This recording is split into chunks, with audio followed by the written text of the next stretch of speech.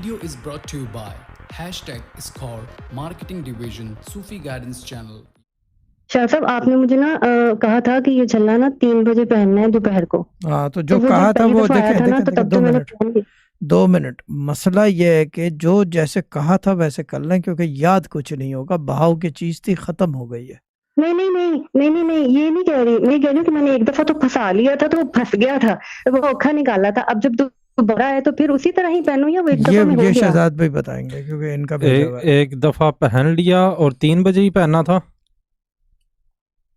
हाँ 3 बजे। हाँ बस वो बात पूरी हो गई जो हाँ, बात बस कही थी। उसके बाद अब जब भी आए पहन लें, अब जब भी आए पहन लें, क्योंकि इज़नबाजी एक ही टाइम का होता है और एक ही बार बोलते हैं और उसी वक्त और वो काम एक हो ही जाता बार है बस एक ही दफा होता है। चढ़ाने में। अब तो सिर्फ ये कि दिखावा है कि जी, फॉर्मेलिटी है, बस। फॉर्मेलिटी है बस।